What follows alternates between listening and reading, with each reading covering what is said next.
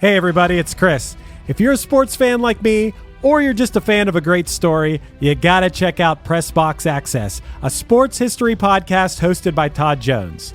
Todd sits down with fellow sports writers who experienced firsthand some of the biggest sports moments of the past 50 years, and they share some of the stories behind the stories, some of which they've only told to each other. What I personally love are the wild stories that you might not hear so much about on SportsCenter over the years. Like when Indiana-based sports journalist Bob Kravitz recounts the time Bobby Knight showed up naked to an office meeting with him and then banned him from the Hoosiers locker room for the next 3 years because Bob wrote a story he didn't like.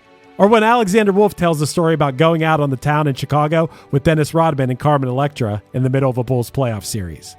Or when Dan Wetzel talks about what it was like to be in the media room when Temple basketball coach John Chaney stormed into UMass coach John Calipari's press conference after a game and threatened to kill him. These wild and fun stories, paired with stories about real sports greatness, you know, like the 1970s Steelers being the greatest NFL dynasty ever, or the legendary rivalry between Larry Bird and Magic Johnson, and even the impact of protests for social justice issues in sports, make Pressbox Access a show you should check out. Pressbox Access is part of the Evergreen Podcast family, and it's available all the places you get your pods, and you can also find Pressbox Access on YouTube. Go check it out. It is Ryan here, and I have a question for you. What do you do when you win?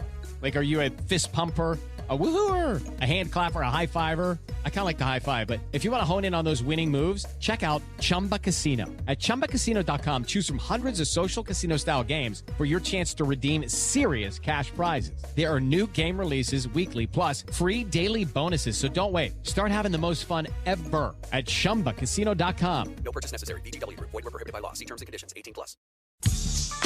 Well, all right. Yeah.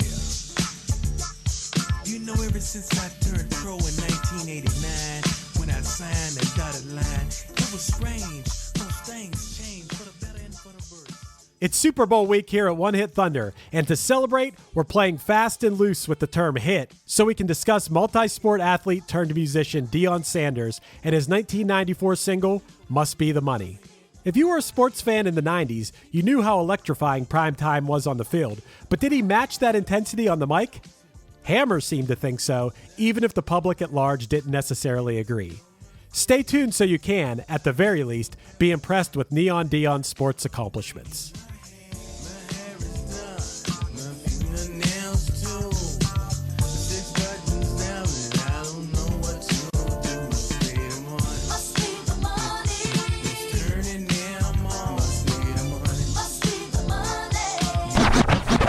One hit is all you need to make the money guaranteed, and you can live off royalties forever.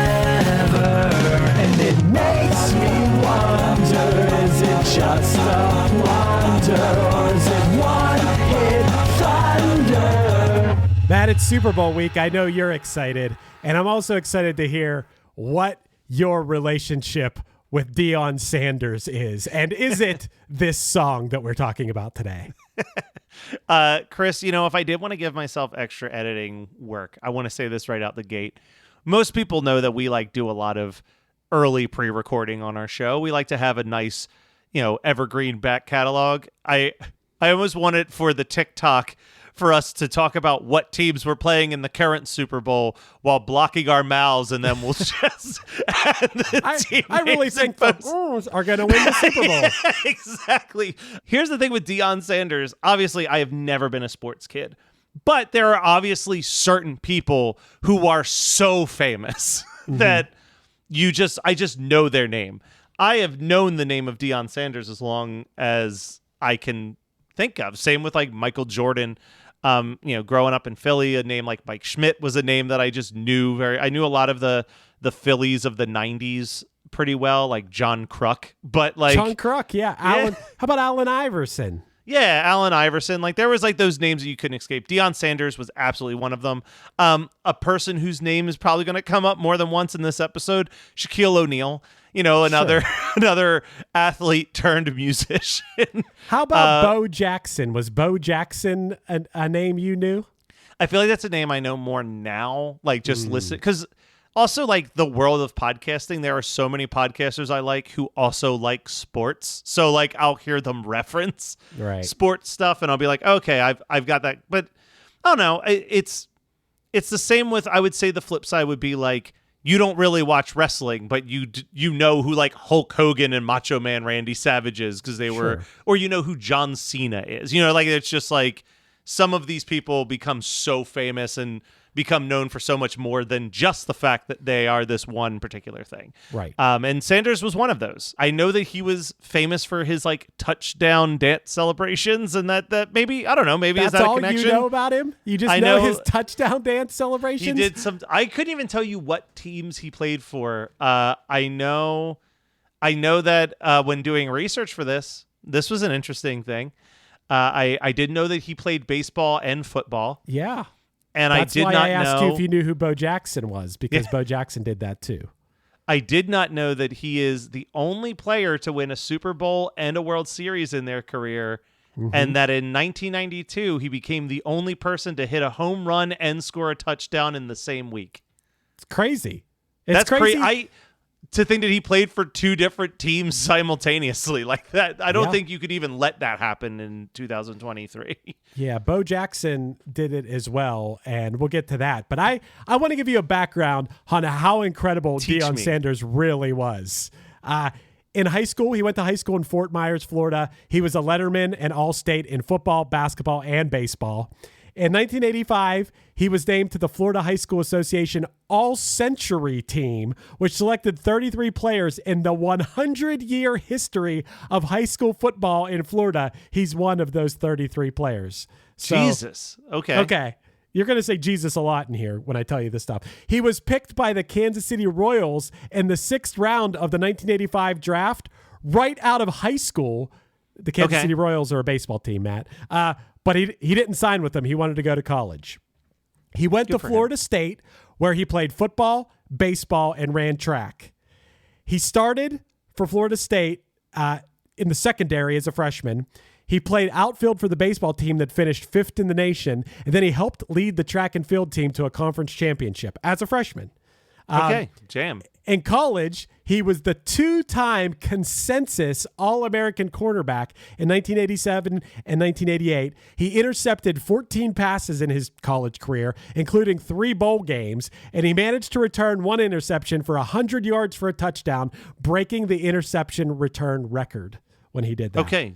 Damn. All right. So he's impressive. In 1988, he won the Jim Thorpe Award as the best defensive player in the nation in college. Okay. He was also a standout punt returner, and he led the nation with his punt return average, and he broke the school's record for punt return yards.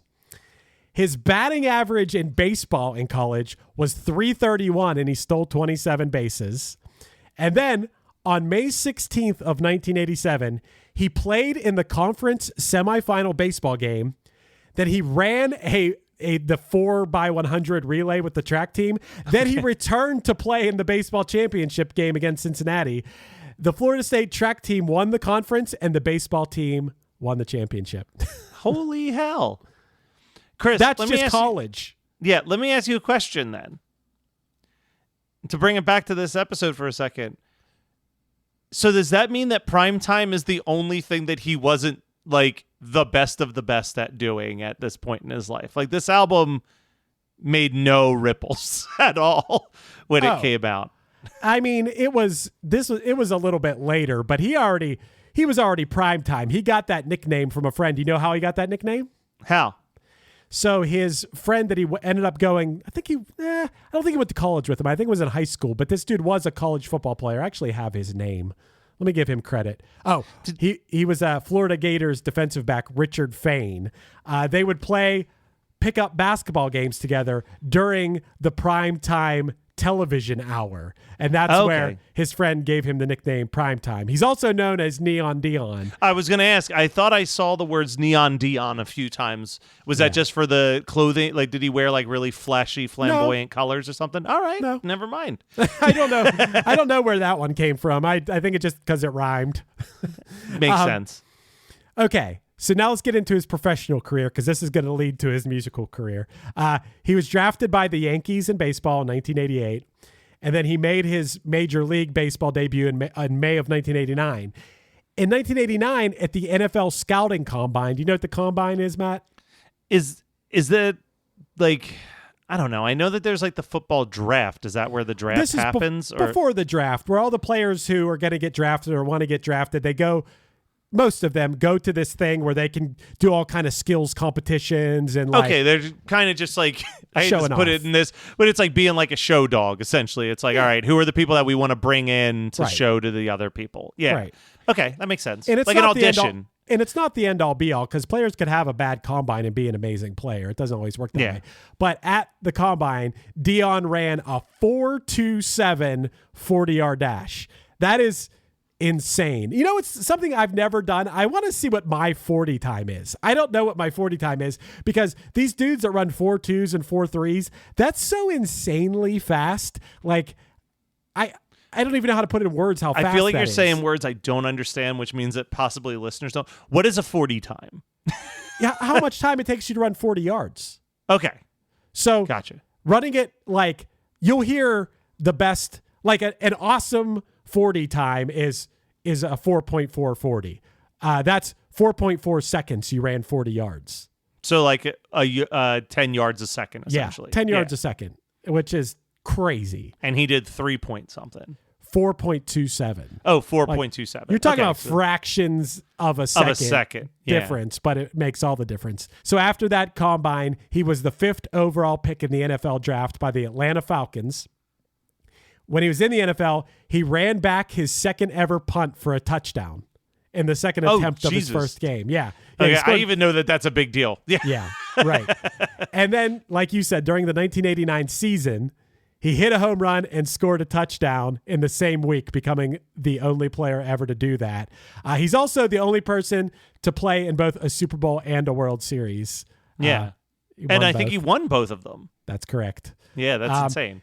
So I brought up Bo Jackson. Now, I was a Bo Jackson guy. It's funny. I just recently, came across some old family videos where I had my Bo Jackson Christmas, which was hilarious. I got like so much Bo Jackson stuff. It's what I wanted. I wanted a Bo Jackson jersey and a Raiders sweatshirt and a Raiders hat and Bo Jackson cards. And I just wanted everything Bo Jackson. Whereas Neon was very like a show off, Bo Jackson was more just like a badass. Okay. You know? So it's funny. You brought up the Raiders. And for me, we're talking, maybe 94, 95. I'm in elementary school still. For whatever reason, even though I didn't watch any sports, there would come a time where there'd be like, almost like the book fair, but it was like a clothing thing where you could like order things to be delivered to the school that were like sports jackets or like blankets or whatever. And it was almost like I wanted the kids to not know how much I didn't like sports. So I would like buy things based on if I thought the logo was cool. Oh, yeah. And this is a long way of saying that I definitely had a fair share of Raiders things. Oh. Because I thought the Raiders logo was cool. And I also had, and I've seen a lot of things online about this, so I'm not alone in this. I had a lot of Charlotte Hornets stuff. Oh, because yeah, I Charlotte thought Hornets. that cartoon Hornet was fucking awesome. Oh, and they had the colors, like the whatever color that was, the aqua. The purple, blue, like whatever. Yeah. I had like a blanket, like I had a fleece with it. I definitely had a jacket. Oh man, the 90s were such a good time for like awesome, like the San Jose Sharks was a cool one. Pittsburgh always had cool. We always had black and gold, and we had the Penguins and Steelers. My dad wants, and I may hit you up on this one of these days. My dad wants to own. He's retired now. He's built himself a little sports bar in the back of my parents' house, but he wants the wall to be a baseball hat for every single team in the MLB. So he's trying to. But he said his one regret was he went and saw the Phillies play in Pittsburgh and forgot to grab a hat while he was there. Gotcha. So. If you go to a game, I might ask you to get him a hat for me. Yeah, I can help you out. Although I don't go to many Pirates games, but I didn't think you did. But I was like, if you find yourself at a Pirates game, let me know because I may Venmo you some money for it's a hat. a rough Pittsburgh team. It's a rough Pittsburgh team to like. They don't win very often, Matt. They're not good. So anyway, back to Neon Deion. Before we get to his music career, we got to talk about a couple other things. He played against Bo Jackson, the other two-sport athlete, 5 times in baseball. And the most memorable time being on July 17th of 1990 and what was billed the Bo and Primetime Show. And in that game, Bo Jackson had 3 home runs, to which Deion Sanders said, Bo's one of the best athletes to ever put on a uniform. I think he's correct. It's funny, Matt, I know you're not a sports guy, but did you ever play Tecmo Bowl? I didn't. I'll tell you the sport games that I played. For whatever reason, I had Soccer Shootout for Super Nintendo. Okay. Played a lot of Soccer Shootout. NBA Jam Tournament Edition obviously was big for me. Awesome. And played like the general, here's the snowboard, like generic snowboarding game, but I asked generic extreme sports. But I've never played a football game. I get too confused trying to play any type of football game. Okay, well, my point being that in Tecmo Bowl, it's like the joke about Tecmo Bowl, which is true, is it was unfair to be the Raiders because you had Bo Jackson and his little character was so much faster than anyone else. Like, you can watch YouTubes of people just like taking Bo Jackson and running all over the field and no one can catch him, like running for like 200 yards on a 100-yard touchdown because he's just going up and down the field. Yeah, he was that good. But we're talking about Deion, who was the other. Deion was no slouch. He ended up winning the 1994 NFL Defensive Player of the Year while playing for the 49ers, and he recorded an end zone interception in the fourth quarter of Super Bowl 29 against the Chargers, earning him his first championship ring. That's Deion I'm talking about.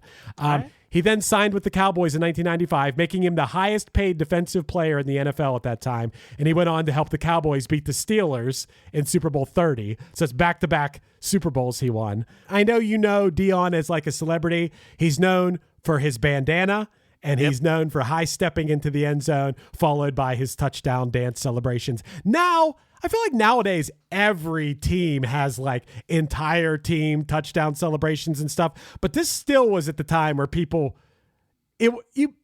spiked the ball, but dances in the end zone, they weren't as prevalent. Just curious, did people like it? Did people hate it, thinking it was really arrogant and like ruining the sanctity of the game, or was it like a 50-50 split of that opinion at the time? I would say it's 50-50. I would say the adults hated it and kids loved it.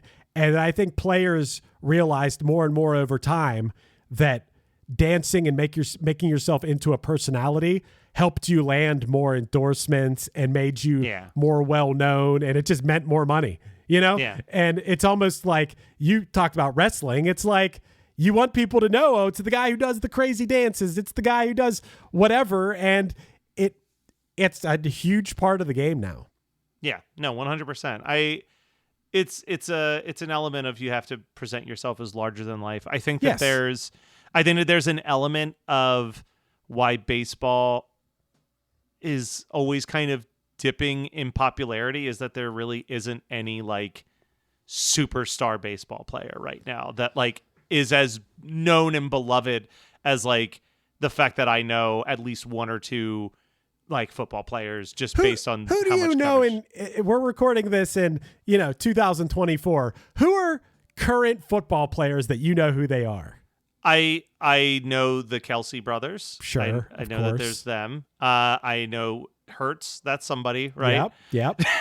You're a Philly guy. He's Philly's quarterback. I hear names of Phillies players, but the Kelsey brothers are like a prime example right now. Like they are.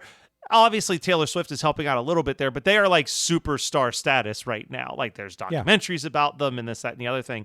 I can't really think of like off the top of my head, like a baseball player that anybody, whether they watch baseball or not, would be like, oh yes, him that's currently playing. I'm just curious who the larger than life. I'm sure you know Mahomes. Yeah, I was going to say, is there someone that's like Holmes? But yeah, Mahomes. Someone like Holmes. Okay. You really don't know. You know about as much as my girlfriend. Okay. All right. I get where you're coming from. Hey, one-hit thunderers. Thunderheads. Thunder buns. All right. I'll just go with one-hit thunder listeners. This is Krista Makes, guitarist and vocalist for Less Than Jake, and host of Krista Makes a Podcast, a songwriting podcast where every week I'm joined by an amazing guest to to break down the writing, recording, and release of one iconic song that they have written. In our giant evergreen back catalog of episodes, we've had rock legends such as Dee Snider and Huey Lewis, punk rock favorites such as Mark Hoppus, Fat Mike, and Brett Gurewitz, up-and-coming artists of today such as Liz Stokes of the Beths and Genesis Owusu, and even some of the artists that have been featured on One Hit Thunder. The show is even produced by One Hit Thunder host Chris Fafalius. What more could you possibly ask for? Krista Makes a Podcast is available for free on all the places you listen to podcasts, and new episodes come out every Monday. I guarantee you'll like it, or we'll give you your money back. So here we are. It's December of 1994, and Primetime has done it all, except release an album. So who steps up to help him? MC Hammer. Hammer, don't hurt him. On Busted Records. And he releases his album Primetime, featuring the single Must Be the Money, which is what we are here to talk about. We're finally talking about his song. We're doing this just because it's the week of the Super Bowl. Like, this song didn't chart. I knew it, though. I knew it too, actually. I weirdly knew this song when I heard it. You know, he performed it on SNL. Like, it was a thing. So we're talking about Deion Sanders Must Be the Money because it was kind of a big deal when it happened. I'm trying to think, at this point in time, you obviously had the 85 Chicago Bulls put out a song. They didn't put out an album, but they put out the Super Bowl Shuffle, which technically we could have done that. That's a more established hit than Must Be the Money. But this like, is actually... Was this before or after Shaquille? This was after Shaq, right? I don't know what year that was. Because that was Foo Schnickens. I can't imagine Foo Schnickens was still popping in 94. I would have thought that gangster rap would have completely wiped all of that type of rap music off the map. I'm finding out right now. Yeah, what year look was at Can We Rock? That's when he showed up. It was 1994. Oh, okay. So this was okay. So all right, it was something in the air at that point in time. Athletes thought they could have music careers too, and they were right to a certain extent. Here's what I'll say: you're comparing "Must Be the Money" to the Super Bowl Shuffle. Yeah, "Must Be the Money." This is a song. It's an actual song. That's one thing we could say about Must Be the Money. It is a song. Also, the other thing we could say about Must Be the Money is, hey, the chorus ain't bad. No, it's actually very good. It's not like it sounds good, and I think it was produced by Dallas Austin, who I always knew who Dallas Austin was because he produced the first Boyz II Men album and what I probably knew him even more from, Another Bad Creation. And Dallas Austin eventually went on to work for LaFace Records, and then he was recruited to work on the debut album for, do you know who, Matt? No. TLC. Oh. And then, after that, he worked with Madonna on Bedtime Stories. He produced TLC's Unpretty. He produced Pink's Don't Let Me Get Me and Just Like a Pill. And he produced Gwen Stefani's Cool. And he has 3 kids with Chili from TLC. So, Dallas Austin has had a big career. So he had something to do.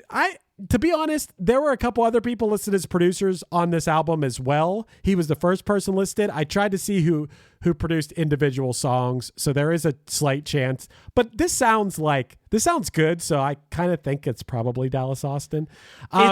This whole album, I did listen to the whole Primetime album. Yeah. I think it's weird that it's referred to on Wikipedia. It says that he released a rap album. I don't think that this is rap. This feels way more like just general R&B. Like talking? I thought you were going to say it sounds more like he's just talking. Yeah, like it's not, I mean... Shaq put out a rap album. You know what I mean? Like Diesel Power is a rap album. Yeah. This I don't know what this is, but it sounds good. It's well produced.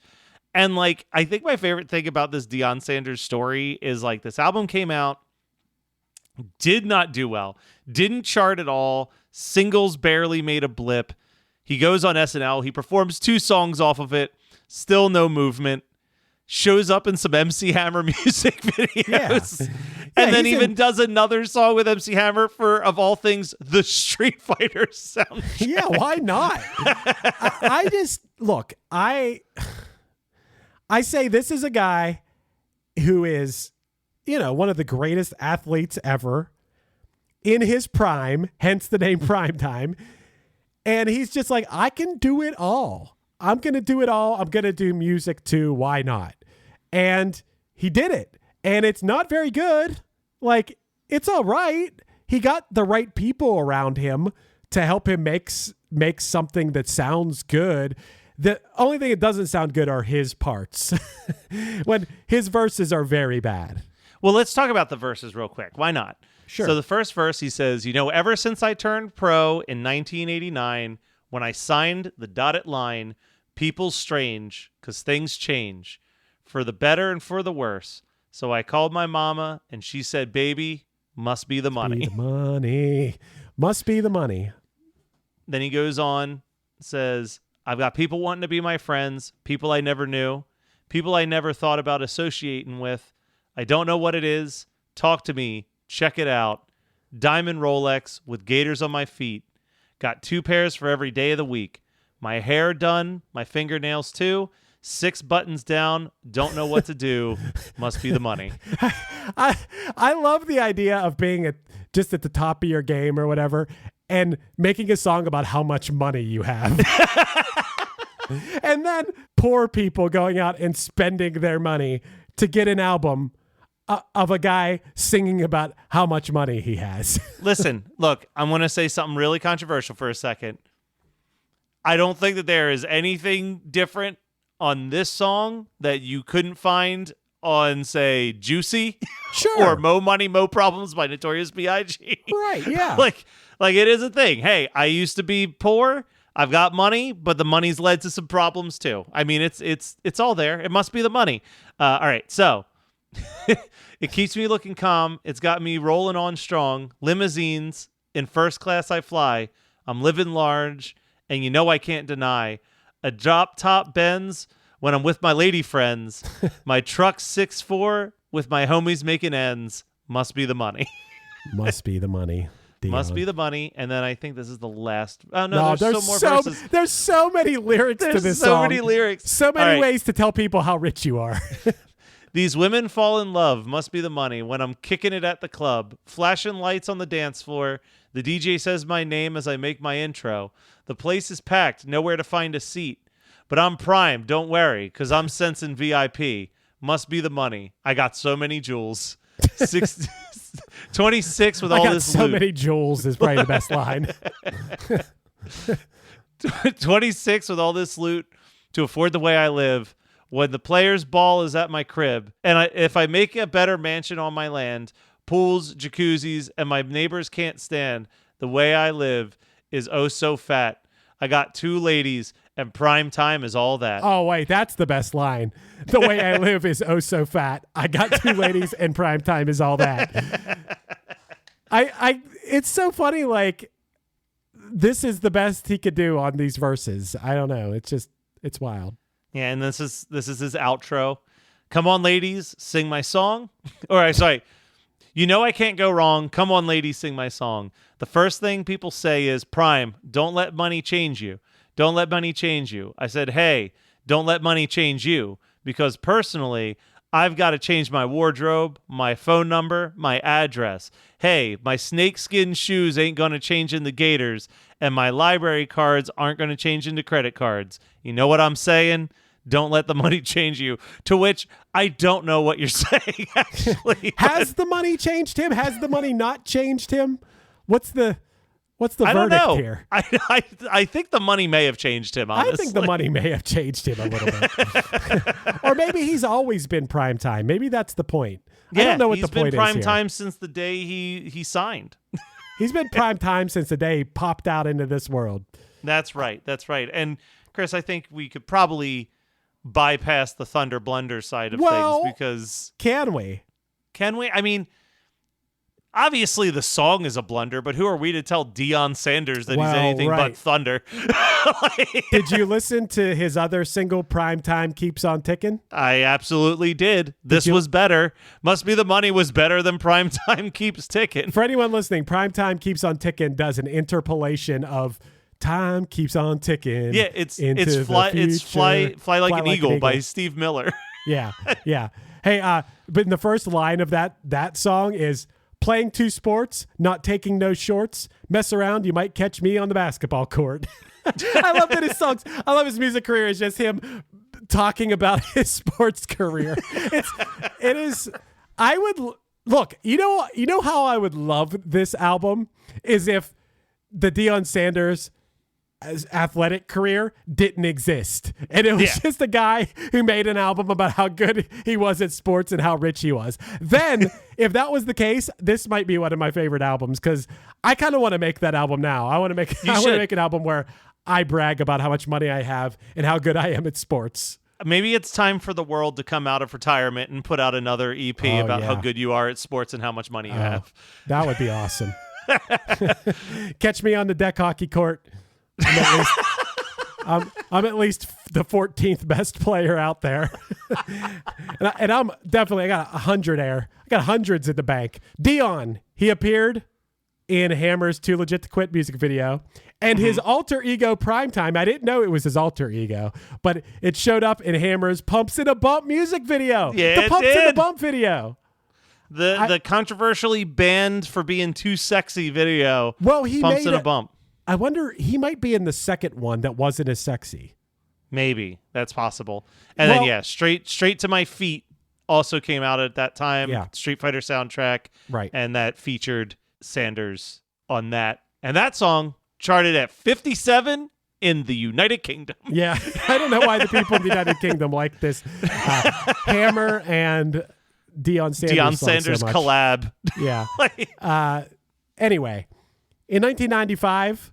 listen to this. Deion Sanders was a spokesman for the Sega sports line of video games, as well as doing commercials for Nike, Pepsi, Burger King, Pizza Hut, and American Express. How can you do Burger King and Pizza Hut? Aren't they competing restaurants? I know that they're different types of food, but damn. Yeah, I guess so. I was going to say it'd be more controversial if it was Burger King and McDonald's or Wendy's at the same time. I guess but I wonder, and... maybe they're under... Yeah. Are they under the same umbrella? I guess not, Maybe. because then you'd see Burger King's in those like Pizza Hut, KFC, Taco Bell. Yeah, combos. those three are an item. You like Taco Bell? I got a new appreciation for it lately. Thanks. You got to get a Crunchwrap Supreme with a jalapeno sauce on it. It's damn good. My thing with Taco Bell is that I feel like I eat more food there than I would eat almost anywhere else, feeling like I wouldn't get full from a norm. Like, if I go to, say, McDonald's, I'm just going to get, like, a combo one and call it a day. But, like, I don't know, 3 soft-shell tacos from Taco Bell isn't particularly filling. They're very small, so then all of a sudden I'm getting too much. You got to get a food. Crunchwrap. Crunchwrap will change your... I don't eat much fast food, but I will kill 2 Crunchwraps right now. Well, I will say, hey, for any of the listeners out there who don't already know this, they probably already know this, but if you're trying to eat vegan or just vegetarian, Taco Bell's probably the biggest fast food place that's got your back. Yep. That's what I do. I get a bean Crunchwrap Supreme. Okay, anyway, Deion Sanders, he retired from the NFL in 2001. He worked as an analyst on CBS until 2004. And he's been around for all these years. In 2021, you may not know this about Deion Sanders. I actually saw this last week, and I didn't believe it because I couldn't find any more info on it, and I finally found more info on it today. He underwent several foot surgeries on his left foot, and he had 2 of his toes amputated as a result of blood clots. Oh, Jesus. Yeah, in 2021. And then he's been back in the news in recent year or two here because he's in 2023, he's the head coach of the Colorado Buffaloes. They finished in his first season. They finished with a 4-8 record after winning their first 3 games. Man, there was Colorado Buffaloes mania going on after those first 3 games because Colorado was 1-11 the season before, and they brought Deion in, and he was making a world of difference. And his son, Shador, is the quarterback of the team too. So, I think he recruited a lot of good players, but they ended up not having that great of a season. But he's back. He's coaching, and I don't know. I like Deion more now than I did then. At the time, I was way more of a because Bo Jackson was there back then. All right. Well, Chris, thank you for educating me. I'm going to be telling everybody about Deion Sanders now. I hope so. It'll be like when you watch a movie that's like 30 years old that was already like critically adored and you're trying to get conversations started. Sure. Hey, have you guys ever heard of the Lord of the Rings movies? I just checked them out. They're pretty great. Hey, have you guys ever heard of Deion Sanders? He played with the riffraff that I hang out with, it's possible they don't. Yeah, I believe that. Geekscape. On Geekscape, I'm sure there's not too many people that know who Deion Sanders is.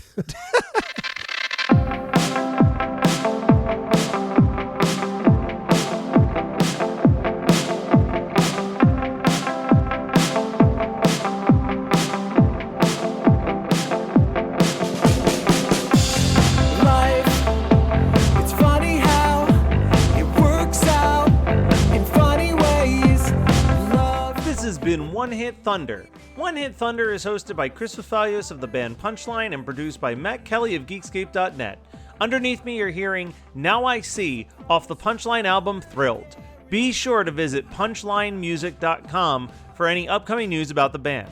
Our podcast is on Patreon now. Find us at patreon.com/OHT podcast for early access to episodes, bonus episodes, and a chance to vote on future songs for us to cover.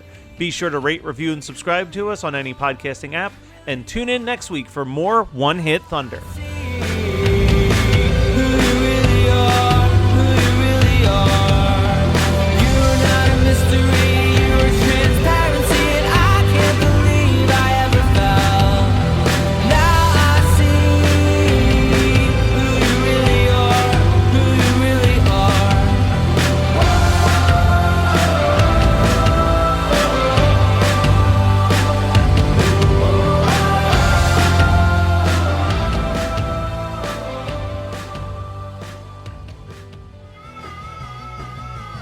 You're listening to the Geekscape Network.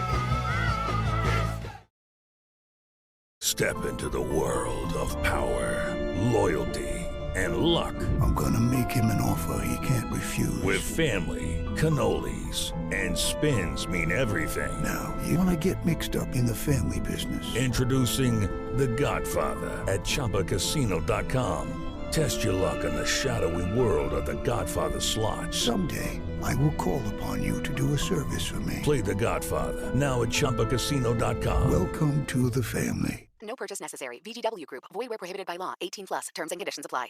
Hey, this is Dewey Halpus, host of Peer Pleasure on the Sound Talent Media Podcast Network. Join me each week as I explore another long-form conversation with one of your favorite musicians, actors, comedians, or creatives. From Chino Moreno of the Deftones, John Gorley of Portugal the Man, to Fat Mike from NoFX and Ian MacKaye from Fugazi and Minor Threat, we go all over the map. From Fall Out Boy to Slayer, Peer Pleasure has it all. Check us out now on Sound Talent Media.